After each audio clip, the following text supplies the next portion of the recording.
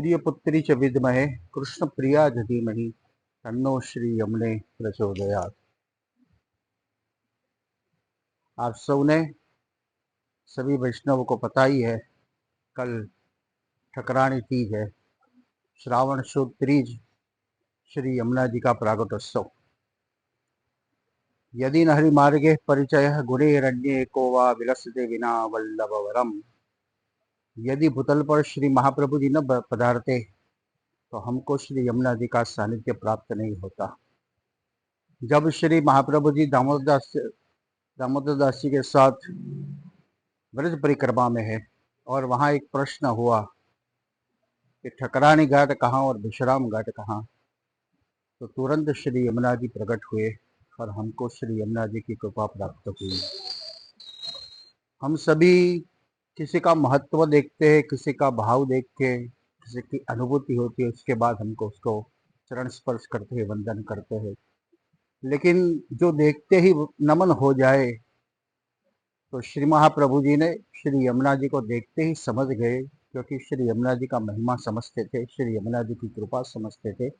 और इसीलिए तुरंत जो शब्द से शुरुआत की ही यमुनाष्टक की, नमामि यमुनाम्यहम्, नमन तुरंत कर दिया, क्योंकि श्री यमुना जी सकल सिद्धि प्रदान करना रहे। 9 श्लोक में जो महत्व बताया है, शिव वीरंच देवस्तुते, जिनकी स्तुति भी शिव और देवता आदि सभी लोगों ने की है।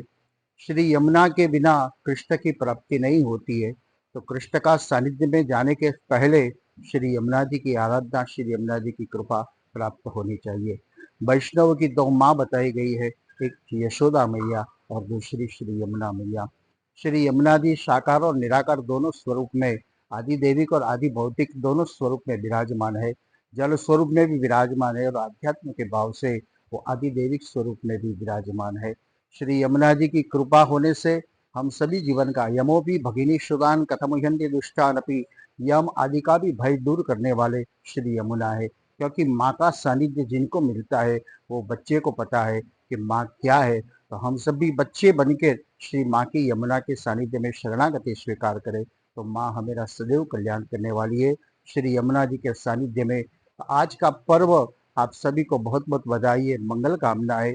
श्री यमुना जी आपके पर कृपा प्रदान करे। श्री यमुना जी भक्ति प्रदान करना, सकल सिद्धि है तो मुदा मुरारी पद पंकज स्फुरत मंदरेणोत्कटाक्ष। श्री स्वयं श्री ठाकुर जी ने जब मथुरा से गोकुल जाते वक्त अपने चरण में जो सकल सिद्धि है श्री यमुना जी को प्रदान की है, और श्री यमुना जी भी भक्तों के ऊपर, वैष्णव के ऊपर सकल सिद्धि प्रदान करना रहे।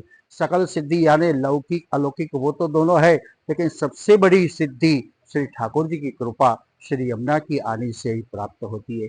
भागवत में कथा आती है, गोपी जनों ने श्री यमुना जी की आनी लेके कृष्ण समान हमको वर प्राप्त हो, तो ये भी एक इच्छा जो व्यक्त की थी और श्री गोपी जनों को रास का अनुभूति हुई है।